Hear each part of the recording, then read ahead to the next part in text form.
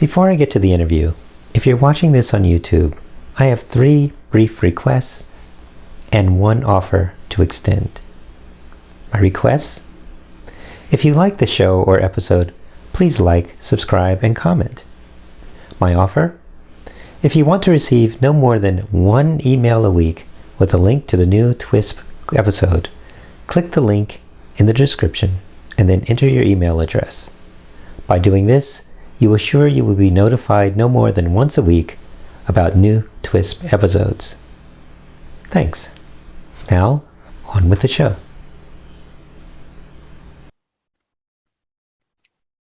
Mr. Pinchak, thank you for joining us. Absolutely. Thank you for having me. So, your paper assesses the impact of neighborhood dogs on neighborhood crime. And your study is framed by Jan Jacobs' perspective on neighborhoods. What factors did, just to get us started, what factors did Jan Jacobs consider in her perspective on neighborhoods? Sure. So Jan Jacobs, the work of hers that most people know isn't really about crime specifically. It's really kind of a reaction to these then modern movements to change the way cities are shaped and the way people kind of live within them. And her idea was really saying, no, actually neighborhoods are about people more than the structure of cities. And embedded in a lot of her work, that as people have extracted now, is a model for how residents can deter crime. And the theory there is really that crime will be lowest in neighborhoods where there's a lot of trust among the locals and the residents, but also where there's a lot of eyes on the street, especially a lot of local residents' eyes on the street. And people haven't really been able to get at that side of the theory. The trust side of the theory has a lot of evidence behind it. Collective efficacy, for example, well-known predictor of crime, associated with lower crime. Trust is a major part of that. But the eyes on the street part has been harder to get at because a lot of the available measures that are about traffic in neighborhoods end up picking up on places like shopping malls, which of course have a lot of crime. And so the trick has been to find a measure that's really about residents inhabiting their local space, being outside the home, monitoring their neighborhoods on a routine basis. And we really thought dogs would fit well in this, and just intuitively. But then when I actually went and I looked through Jacob's book and I went through her section on safety and crime, there is actually a lot of mention about how dogs are a key part of this routine monitoring process among the residents. I started to actually read broader literature that refers to Jacobs, but really is more about dogs themselves. And there's a lot of evidence that especially among older people and people who are home a lot, if they have a dog, they're much more likely to be out in their neighborhood, much more likely to know their neighbors. Their neighbors have, common interactions with them. And so the dog measure really comports well with what Jacobs was saying about safety and crime. Well, let's talk a little bit more about this dog measure. Sure. Not necessarily the measure, but first about the dogs. And so if I understand what you're saying is that the dogs, people are out and about. Yeah. Well, in certain neighborhoods that I've lived in or passed through, people are out and about with their dogs, but they've got their earbuds on and they're Sure. not. So how do the dogs figure in theoretically? Before we get to data, if you could say a little bit more about what are they doing or what are they expected, what is their presence expected to do that might, we might be able to pick up some impact on crime? So I really think it's more about the familiarity component of eyes on the street. So, usually dog walkers take, similar routes. They have a sense for what is going on in those areas every single day. And if they are passing through in something suspect or something that's standing out to them, that gives them the familiarity with that place to say, okay, something's off. Maybe something needs to be done. Maybe we need to call someone, check in on someone, something like that. So there's the familiarity component. There's also a deterrence component, which you can imagine. Maybe a dog walker is walking down the street and there's a motivated perpetrator, and they say, okay, this person has a dog. I'm just going to not go after this person, go to the next target. That could be what's going on. And it could also just be a residual of, the fact that the property crime type findings, there's really good evidence that motivated perpetrators will pass houses that they even suspect has a dog. And if you're walking through a neighborhood and you're seeing a heck of a lot of these signs, you're probably just not even going to be staying there to begin with. You're going to move on to the next neighborhood. We think what's probably going on is a collection of these things. We can't really get at that in this paper. But a lot of people have been asking about that, and so we might want to look into it in the future. But I personally, and especially following the Jane Jacobs theory, really think it's about the familiarity, knowledge of what is usually going on here, and that familiar to say, okay, something is off, something can or should be done about this. How does so the hypothesis then is that if there are a lot of dogs on the street, then that's going to, the people who bring the dogs out are just by habit or by repetition, get to see what's expected, and then they can pick out what's not expected. Right. So what did you do to find evidence that neighborhood dog, to engage this question? A survey of dog owners, or what did you do methodologically? Sure. So our measure really comes from a market survey of 40-some thousand residents in Columbus, Ohio, where the entire study was collected. Basically, part of this survey, people were asked if they have a pet, and if they said yes, they were asked what kind of pet. And we were doing a sophisticated aggregation, the proportion of residents per neighborhood that have a dog. I will say, though, beyond the methods, when we started this, we thought, okay, this is plausible when we had the idea. And that's what really motivated us to read the literature on people and their animals. And there is a lot of good evidence from that literature to suggest that, yeah, actually, people definitely go for walks with their dogs. People definitely form a familiarity of local space, a familiarity of who's usually there, who their neighbors are. There's good evidence that even when their dog is absent, they're much more likely to be having social interactions just because the dog has helped them have social interactions in the past. And there's even some experiments that equip people with other types of animals, like a cat, and you don't see the same benefits. So we were actually quite convinced that, okay, there is enough evidence in the literature to suggest that we're not crazy. This is actually a pretty plausible way to get a dimension of the eyes on the street theory. And when we got the data, we said, okay, it's pretty sensible. It's not perfect. It is market survey data.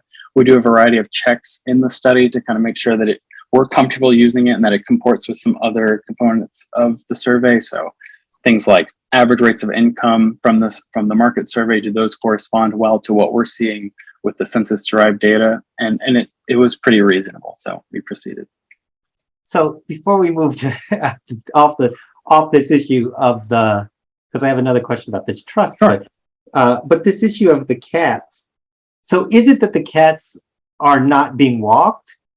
Or is it that maybe you don't know, and this is other literature, so, but I'm wondering, because cats, people do have leashes, and put cats on leashes, but it's sure. very rare, certainly a lot rarer than dogs. So if the cat's, inside the house, sleeping on a rug or something, that's not the same thing. So what I'm trying to figure out, is it the behavior that's being driven by the dogs, or is it just dogs are different from cats? Outside of the behavior.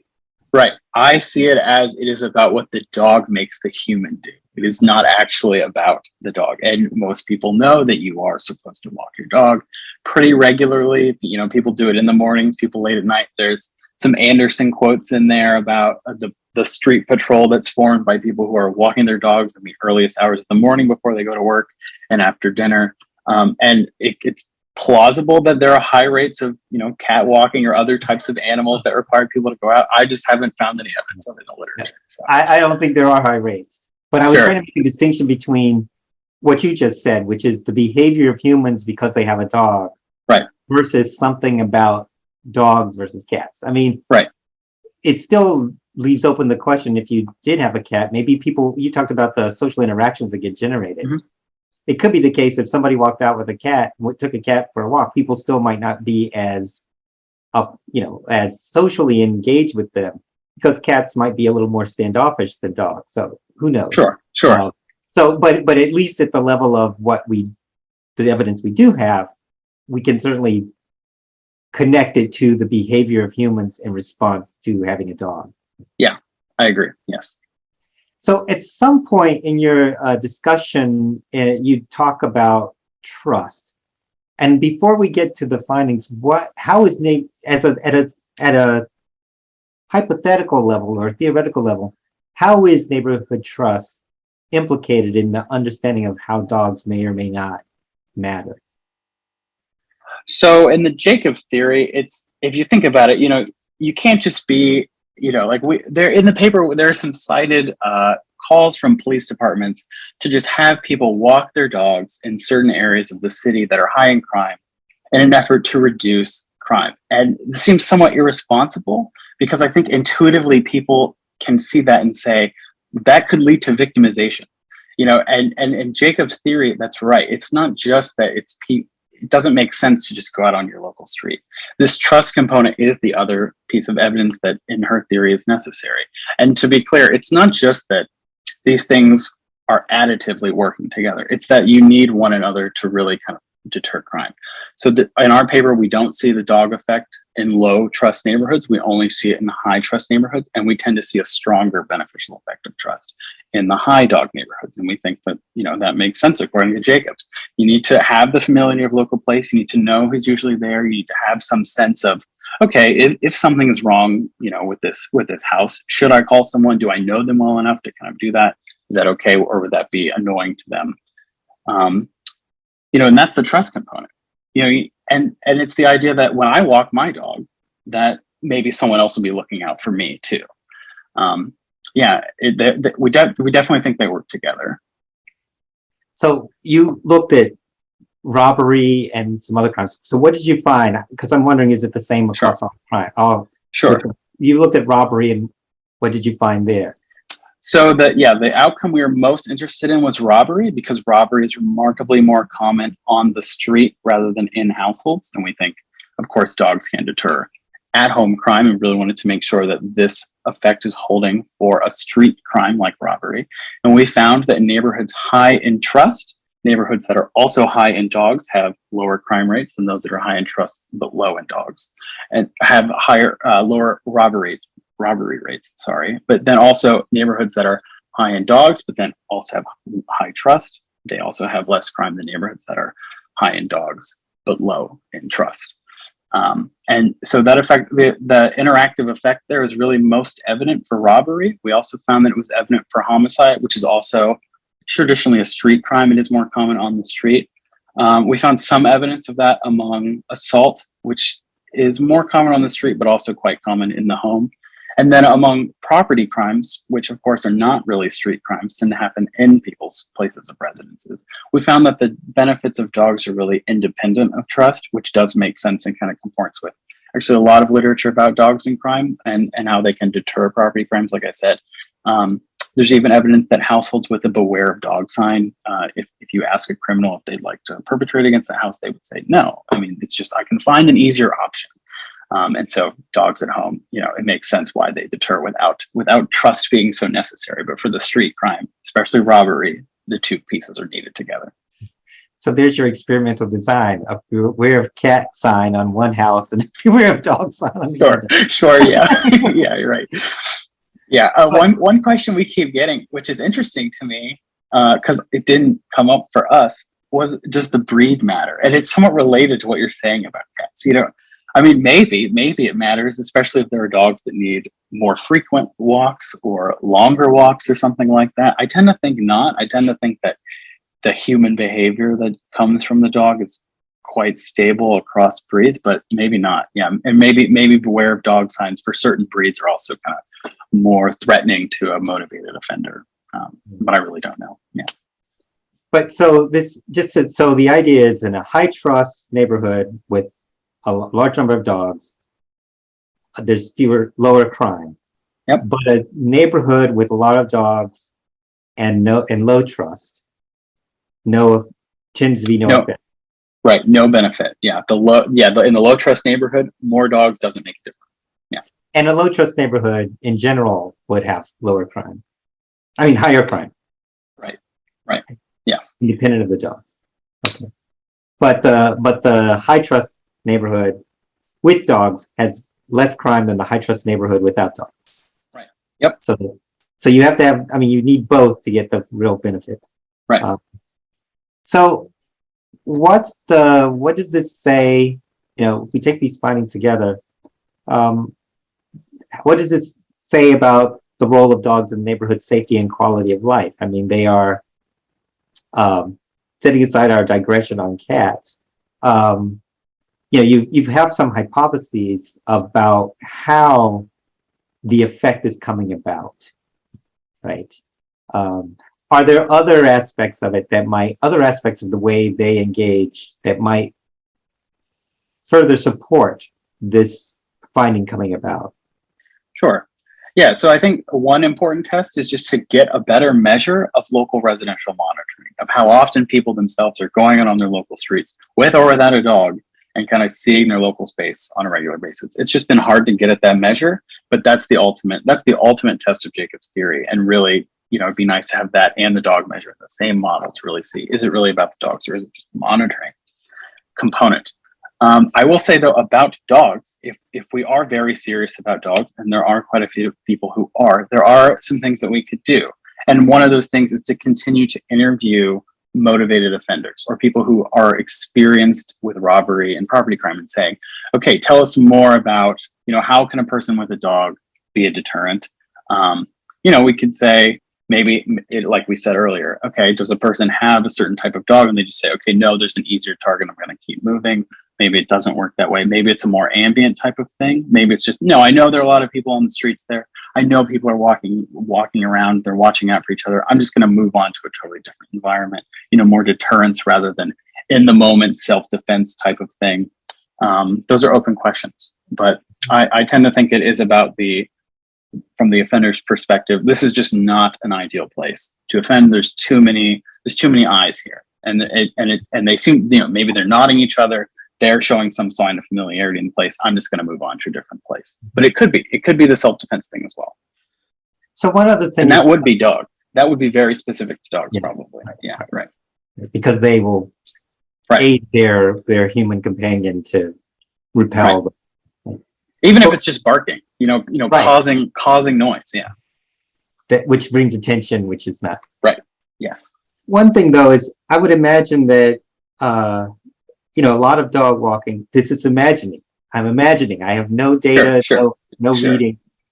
But, just thinking about it for a moment, I would imagine that a lot of dog walking occurs in places where there are lots of people, like, big streets. Like if you live near a shopping, like where there's commerce, various stores, people might.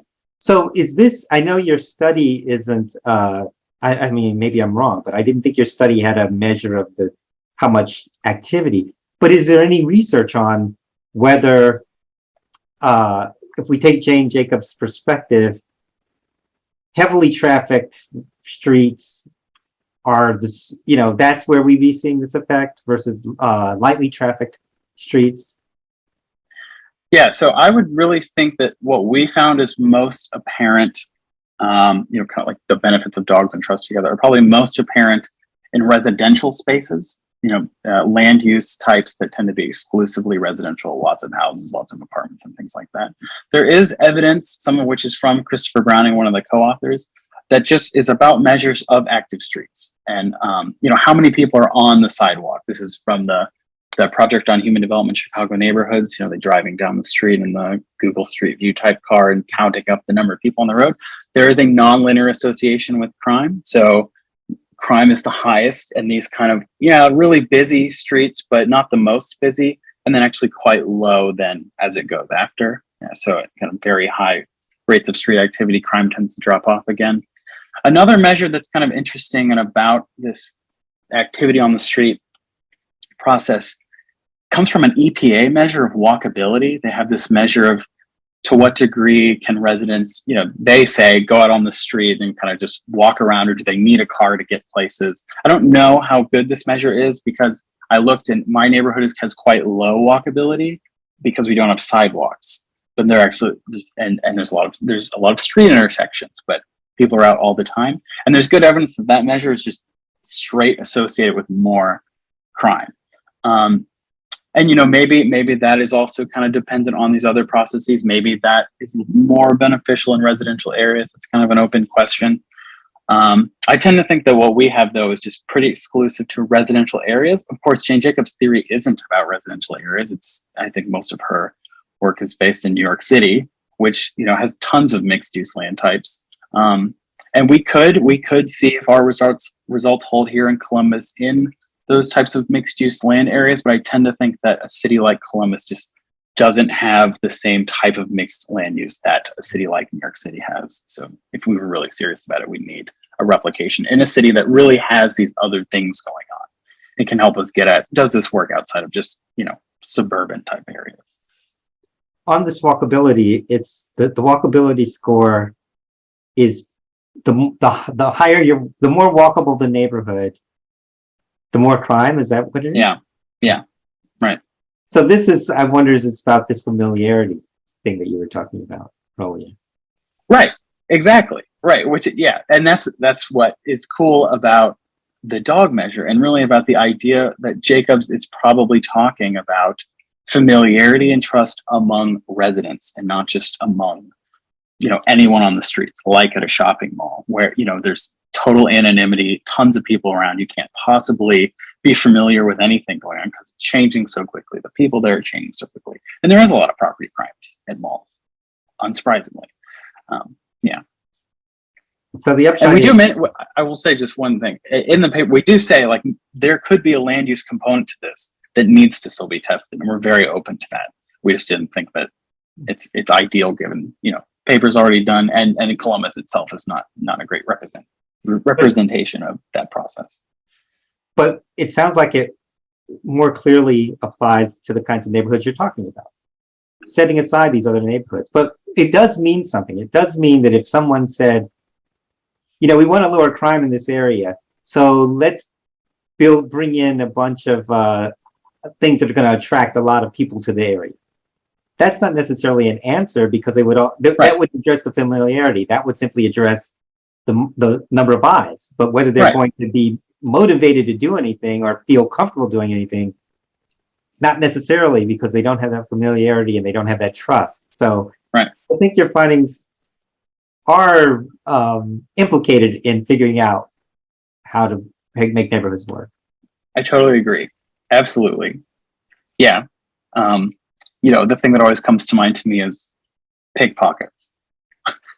I mean, people may not report all these crimes, but everyone knows that in these places that have tons of traffic and lots of anonymity, there is a ton of crime. Yeah. And I do think this theory, even I will say, her theory really isn't, I don't think she herself intended to write a model of how we deter crime. Criminologists and sociologists have done that themselves, extracting this from her work. And I do think it tends to work best in residential spaces. Okay. Well, Mr. Pinchak, I want to thank you for this fascinating analysis. I mean, as a person who has an affinity with non-human animals, that's great, but it's also interesting to see how they change us and then facilitate things that we would like to happen. We kind of behind our back, not necessarily because we don't necessarily get a dog, because some do, but many get them for other reasons, but they have those effects. It's very interesting and promising line of work. I want to thank you for sharing it with us today. Thank you for having me. This was really fun, and I appreciate everyone who listens.